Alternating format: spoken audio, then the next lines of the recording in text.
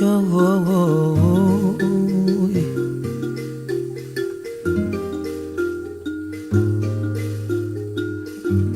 mbote na yo moto zana boyebi yango na ye po yo kabelanga liloba. Mesdames, Messieurs, bonsoir, bienvenue dans votre émission Pensée congolaise. Pensée congolaise de ce soir, nous allons essayer d'analyser un article qui a été publié par le professeur Kipambala Vodi, qui est professeur de philosophie à l'université de Kinshasa. Et le thème de ce soir est l'école de la réévaluation de concepts que nous allons essayer de décortiquer avec notre invité ce soir. Professeur, bonsoir. Bonsoir Félicien. Merci professeur d'avoir répondu à notre invitation. On aimerait quand même que vous puissiez nous donner une brève présentation de ce que vous êtes. Les scolaires qui ne se présentent pas souvent, mais par votre demande, je peux le faire.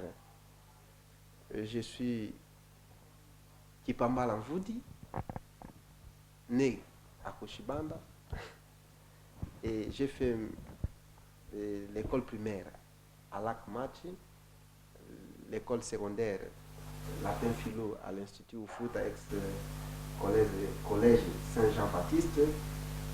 Je suis licencié en philosophie de l'Université Panthéon Athènes. Je suis licencié en anthropologie de l'Université de Kinshasa. J'ai suivi les écoles de patrologie, de mathématiques. J'ai soutenu un mémoire de DS en philosophie sous les protoscolaires Motuza. Et pour la préparation des matières, j'ai été aidé par le professeur Okolo, le professeur Alexandre Katranis, le professeur Moussé, qui étaient les promoteurs. Et de tout ça, je les remercie parce qu'ils m'ont aidé. Et je suis docteur en philosophie, professeur de philosophie et idéologie politique contemporaine à l'Université de Kinshasa. Est-ce que nous pouvons comprendre un peu d'une manière synthétique ce que c'est l'école de la réévaluation des concepts, monsieur le professeur? Merci Félicien. L'école de la réévaluation des concepts, c'est une structure, une école, une chaire de philosophie que nous avions dû essayer de réfléchir avec les protoscolaires Motuza Kabe lorsque nous préparions notre étude post-universitaire. Et cette école de la réévaluation des concepts prend chair dans la philosophie pour dire que, dans l'ensemble, un concept, comme nous pouvons l'entendre, est général. Et le concept comme général, il est toujours abstrait. Et les philosophes ou toute personne qui réfléchit essaye d'avoir une représentation de quelque chose, n'est-ce pas? On a une représentation de quelque chose qui peut être nommé ou qui est nommé par quelqu'un d'autre. Et c'est celui-là qu'on appelle les termes. Maintenant, il y a un problème sérieux pour nous, les pays anciennement colonisés. Nous utilisons certains termes qui sont les suppôts matériels des concepts créés par les autres. Alors maintenant, se pose un sérieux problème. Est-ce que quand nous parlons la même langue? Est-ce le même langage? Parce que les concepts supposent les langages. Maintenant, dans la manière même de concevoir, de penser, il y a tout un cheminement qui va de la pensée vers l'être, vers quelque chose qui existe. Alors, maintenant, je peux brosser l'itinéraire de la pensée humaine. Nous passons du concept vers l'idée, et l'idée, comme nous le savons, c'est la forme qu'on donne à un concept. Et c'est pourquoi plusieurs personnes peuvent avoir plusieurs idées sur un même concept. Et donc, professeur, si je vous comprends très bien, vous pensez que les Congolais, généralement, ne réfléchissent pas assez, raison pour laquelle il faut réévaluer les concepts. Donc, nous utilisons mal les concepts, si je vous comprends très bien. Voilà. On ne peut pas dire que les Congolais ne réfléchissent pas, mais on affirmerait qu'ils réfléchissent sur base de quelques réflexions déjà menées. Donc, ils ne prennent pas le temps d'analyser les langages qu'ils veulent mettre sur la place publique. Donc, s'ils réfléchissent, c'est sur base de quelque chose qui existe déjà. Donc, ils ne se donnent pas la peine de savoir de quoi ils parlent. Et si je comprends bien, parce que les Congolais ne se donnent pas à cette idée-là de savoir de quoi ils parlent, qui fait en sorte que s'il y a beaucoup de choses qui clochent, c'est parce que, comme vous l'avez expliqué, il y a plus de gens instruits que plus que des intellectuels. Oui, nous avons beaucoup d'hommes instruits. Et vous savez, l'instruction est on instruit quelqu'un pour quelque chose. Et maintenant, l'intellectuel, c'est celui qui arrive à comprendre son instruction. Et ce qui est vrai, c'est que chez nous, il y a beaucoup d'instruits, beaucoup de diplômés, beaucoup de gens qui ont fait de grandes écoles, mais peu d'intellectuels. Dans ce sens qu'ils n'arrivent pas, eux, à chercher à comprendre. Parce que intellectuel, dans notre école de la réévaluation de concepts, il faut arriver à aller jusqu'au fond. Qu'est-ce qu'intellectuel veut dire? De celui qui arrive à comprendre. Est-ce que nous comprenons ce que nous disons? C'est ça la plus grande question. Donc, un intellectuel, c'est celui qui comprend du verbe. D'ailleurs, tous ceux qui ont fait la section littéraire comprennent senactus haec intellegit. C'est que, comment on dit, Cicéron a dit pour Catilina. Il dit, le Sénat comprend tout cela. Il faut comprendre.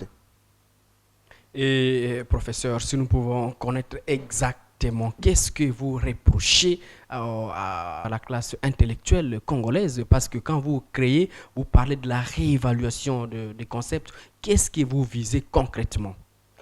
Nous visons les droits de nommer les choses. Vous comprenez? Nous étions agressés il n'y a pas longtemps. Mais est-ce que nous avions nommé cet acte-là d'agression? Et c'est nous-mêmes qui avions nommé. Donc, réfléchir, c'est avoir aussi le pouvoir et les droits de nommer les choses. Il faut savoir nommer les choses. Et comment vous pouvez les nommer si vous n'en avez pas d'idée? L'idée, comme nous le disons, c'est la forme qu'on donne à un concept. La forme. Il faut avoir une forme qu'on donne au concept. Donc, pour la question que tu viens de poser, c'est très dangereux. Si nous ne savons pas nommer les choses, comment nous pouvons nous en sortir dans notre manière de les comprendre? Parce que nous parlons de ce que les autres ont nommé. Et là, la théorie évolutionniste se justifie. Donc, nous sommes toujours à la remorque. Quand vous ne savez pas nommer, vous êtes à la remorque.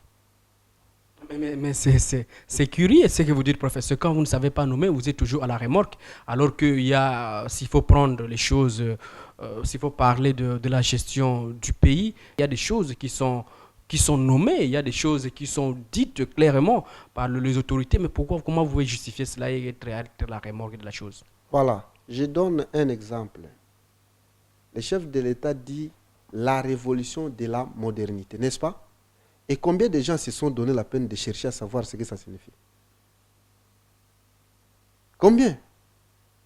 Nous sommes là comme enseignants à l'université, mais les étudiants peuvent vous demander la révolution de la modernité signifie quoi? Le chef de l'État a lancé un concept. Mais il faudrait que nous en donnions une idée pour que cette idée se réalise. L'itinéraire, nous avons dit, il faut les concepts, l'idée, l'idéologie, la doctrine. À partir de la doctrine, vous avez la théorie qui donne la méthode, la technique pour arriver à réaliser ce que l'on dit. Mais le chef de l'État a lancé un concept. Voilà. Révolution de la modernité. Et combien d'intellectuels sont arrivés à nous dire comment on partirait de la révolution de la modernité à sa réalisation? Donc, c'est lui qui lance, il se poumonne, mais on n'a pas d'intellectuel pour y réfléchir. Il n'y a pas d'intellectuel, alors que nous savons que le chef de l'État ou bien la classe politique congolaise est quand même constituée de plusieurs professeurs d'université. Oui, on est professeur d'université, mais on n'est pas toujours intellectuel. N'est-ce pas? On peut être un outil. On peut être formé pour réaliser certaines choses. Donc, vous êtes comme un robot. Les robots aussi existent, n'est-ce pas? Il est télécommandé. Oui. Et justement, à part là de la télécommandation, ici vous parlez dans votre analyse et vous dites que vous êtes des radiotélégraphistes de la société. Qu'est-ce que vous attendez par ça? Voilà. Le terme radiotélégraphiste est emprunté à l'armée. Dans l'armée, tous les militaires ou tous les soldats n'ont pas d'armes à main. N'est-ce pas? Il y en a qui sont pas au front, mais qui sont là pour guider. Ils le mettent. Allô, allô, état-major. Prenez telle distance. Allô, allô, état-major.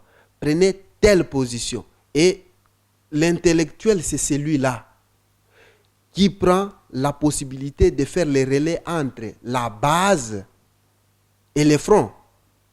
Et la base, nous devons savoir, c'est une souche de la population qui est privée de l'avoir, du pouvoir et des savoirs. En même temps. Donc, vous êtes privé. Si vous avez le pouvoir, vous manquez l'avoir. Si vous avez l'avoir, vous manquez le pouvoir. Si vous avez les deux, vous manquez le savoir. Or, les dirigeants, celui qui se met comme dirigeant, doit avoir les trois. Il a l'avoir, il a le pouvoir, il a le savoir. Et en ce moment-là, il devient un véritable radiotélégraphiste. Parce qu'à lui-même, il ne saura pas laisser ce qu'il doit vous dire pour aller au front. Et il y a des radiotélégraphistes stupides qui pensent que parce que leur armée a échoué quelque part, lui dit non, il laisse de dire allô, allô, il prend l'arme. Et vous allez avec une seule arme renverser l'autre camp? C'est pas possible. Et dans votre école, monsieur le professeur, vous vous apprenez aussi à l'ONU. Vous dites que l'ONU est contraire à la religion qui révèle et qui aliène également l'homme. Est-ce que nous pouvons comprendre comment vous apprenez à une institution, étant que l'ONU, nous savons que l'ONU fait quand même essayer d'être comme un organe policier pour essayer de maintenir la paix. Vous apprenez également à l'ONU. Il y a une théorie. Moi, nous analysons tout, nous réévaluons tout. Il y a une théorie, le structuralisme. Alors, le structuralisme se base sur le modèle des tailleurs. Hein. Vous voyez les tailleurs, comment ils sont en train de couper les habits. Ils ont un patron. C'est sur les patrons qu'ils sont en train de tailler. Alors, l'habit contient plusieurs morceaux, n'est-ce pas? Le tissu a plusieurs morceaux. Et ces morceaux, on les raccommode, on les met ensemble et ça constitue une structure. Attention. Quand vous adhérez à l'ONU, vous ne pouvez pas changer la structure. Elle est telle que. C'est comme vous avez votre veste là-bas, vous l'avez achetée. Si vous changez, vous donnez à un autre couturier, l'habit ne sera plus de la même couture. Ça sera une autre couture. Alors, mais quand vous entrez dans l'ONU, vous ne pouvez pas changer l'ONU. Nous sommes embarqués. Et qui a fondé l'ONU? Qui a fondé l'ONU? Donc pour vous, l'ONU n'a pas la place d'être parce que l'ONU essaye un peu de restreindre la liberté. Particulièrement dans la réévaluation des concepts tels qu'on étudie l'ONU, l'ONU ressemble à un Likelemba. Ceux qui ont commencé leur Likelemba avant gagnent plus que ceux qui adhèrent. Parce que vous qui avez conçu votre Likelemba, chacun avait au moins un projet. N'est-ce pas? Chacun a son projet, il dit... Moi, je vais acheter les bateaux, l'autre, je vais construire une villa, l'autre, l'hôtel, tout ça. Et les gens qui viendront adhérer seront des endettés. Et c'est pourquoi nous sommes des pays pauvres et très endettés. Parce que nous avons adhéré au fait que les autres ont réfléchi. C'est ça le problème. Ils ont conçu, ils ont nommé. Et c'est nous qui avons nommé ONU. Ils nous ont amenés, ils nous ont dit, embarquez-vous, nous partons. Mais finalement, est-ce que nous pouvons modifier un seul article de l'ONU? C'est une question qui reste encore posée. Mais également, dans votre école de la réévaluation des concepts, vous dites nul n'est membre s'il n'est pluridisciplinaire. Votre mode de vie à l'école consiste à vivre la liberté des enfants de Dieu, donc pas de communauté de biens, et celle-ci qui est contraire, selon vous, à la liberté de la charité. Là, est-ce qu'on peut pas traiter votre école de réévaluation des concepts, apparemment c'est une école des athées? Non, nous ne sommes pas des athées. Nous croyons, nous sommes libres, mais nous disons, nous devons croire à un Dieu révélé, n'est-ce pas? Mais vous savez que la communauté des biens est contraire à la charité. Comment ça? Est-ce que moi, aujourd'hui, si nous avons tout en commun, je peux avoir la liberté, moi, de partager ce qui est en commun entre vous et moi? Est-ce que je peux avoir cette liberté? Il faut que je vous demande l'autorisation. Et si ce n'est pas votre besoin, qu'est-ce que nous allons faire? Donc je ne réaliserai pas mon rêve de partager. Nombreux sont quand même, nombreux de téléspectateurs tentés de savoir, monsieur le professeur, vous avez une alliance, vous êtes marié, est-ce que vous avez adopté quel mode au niveau de la commune, vous avez opté pour quel mode de style de mariage, communauté de biens, Bon, séparation? en fait, il faut faire attention. Les mariages comme institution n'a pas d'égal avec d'autres institutions. Souvent, les gens veulent confondre, même on appelle même l'État, il faut considérer l'État comme une famille. Non. Cette analogie est très dangereuse. Le chef de l'État, par exemple, n'est pas notre père des familles, comme notre père des familles. On dit, mais chef de l'État, vous devez traiter comme... Non. Nous ne sommes pas ses enfants. Vous comprenez? Et dans un foyer, dans une famille, c'est une autre structure qui n'a pas à être considérée comme une école comme ça. Parce que mon épouse et moi, nous avons à vivre ensemble et nous avons à réaliser toutes les choses ensemble. Moi, je suis le chef, n'est-ce pas? Mais dans une école, je suis le scolarque de l'école, mais je ne suis pas le chef. Vous comprenez? Je suis un responsable. Je ne suis pas le chef au sens familial. Donc pour vous, il faut laisser quelqu'un jouir de sa liberté. Ouais. Et quand vous parlez de la religion, quand nous lisons votre publication ici, quand vous parlez de la religion, vous êtes un peu trop affermé. Vous dites qu'il faut pas parler de la religion où tout le monde croit à une seule personne. Il faut que chacun vive selon ses idées. Non, nous ne disons pas qu'il faut vivre selon ses idées parce que l'idée de Dieu doit être une idée commune. Étant admis que, bon, si nous devons entrer en philosophie, Dieu est simple, unique, spirituel, immatériel, et là, de là son caractère éternel. Donc, l'idée que nous devons avoir de Dieu doit passer par ces principes d'immatérialité, de la spiritualité et de l'éternité. Donc, quand nous adhérons à la religion, nous savons que la religion que nous devons accepter, c'est la religion révélée. C'est-à-dire, Dieu a la personnalité. Hein? Vous comprenez? Le Dieu doit avoir l'attribut de personnalité. Pour que nous ayons le caractère de la prière, nous pouvons prier. Nous ne pouvons pas prier si le Dieu n'a pas l'attribut de personne. Vous comprenez? Donc, pour avoir des relations interpersonnelles avec Dieu, il faut que Dieu aussi soit une personne. Mais nous croyons que dans le christianisme, Dieu s'est révélé, il est devenu homme. Vous comprenez? Et également, vous abordez, si nous rentrons encore dans vos écrits, vous dites que nous, les êtres humains, nous sommes des images de la société et non pas ses représentants. Qu'est-ce que vous attendez par là? Voilà. Dans la langue française, hein, ou d'expression latine, on appelle les députés les représentants du peuple, n'est-ce pas? Oui. Et un professeur d'université ou toute personne ayant la responsabilité sur une masse quelconque ou une base ne devrait pas être le représentant. Parce que le représentant fait sa volonté. Vous comprenez? Tout en imprégnant à la souche l'idée que ça vient de quelque part. Tandis que l'image reflète. Donc, nos députés, normalement, nous ne devrions pas appeler nos députés les représentants du peuple. Alors que ce qu'ils nous disent est contraire à la députation. Donc, ils nous disent qu'ils représentent le peuple, ils disent tout ce que le peuple veut.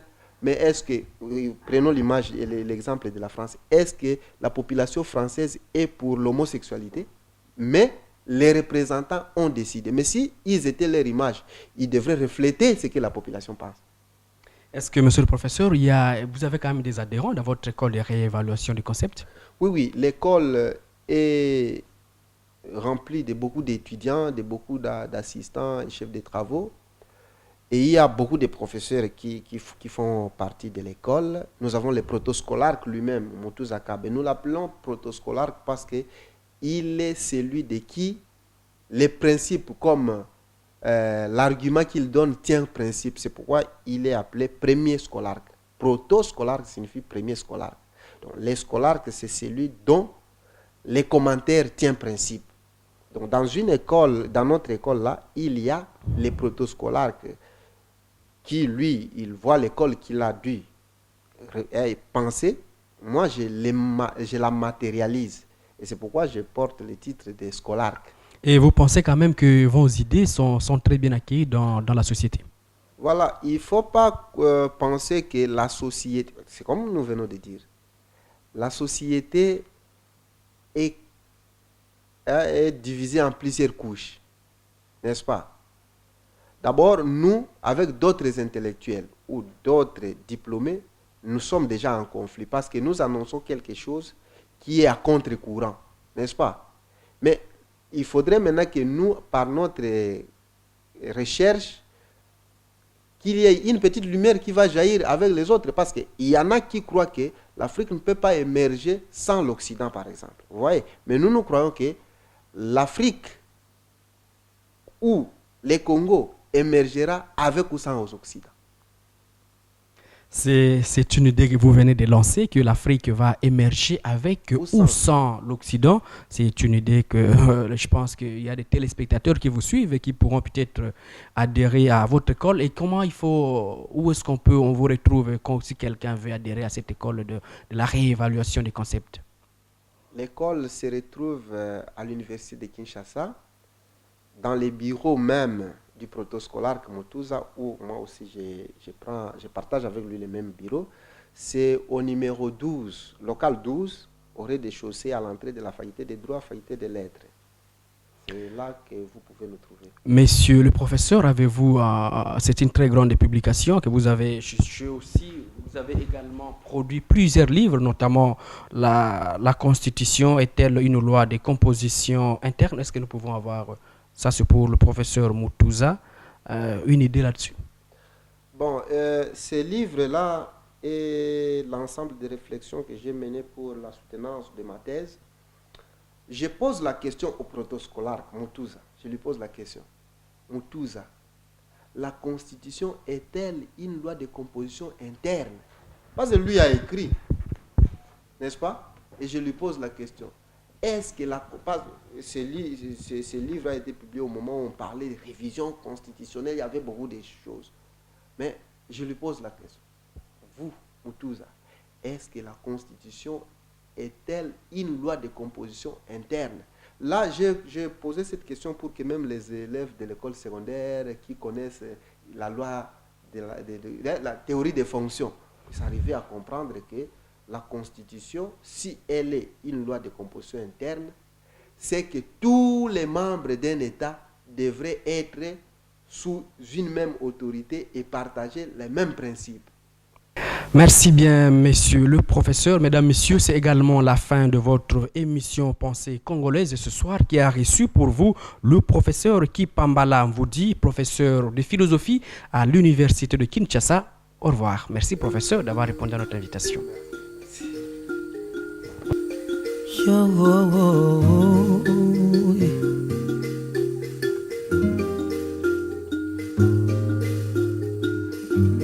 Mbote na yo moto zana boyebi yango na ye po yo kabelanga liluba.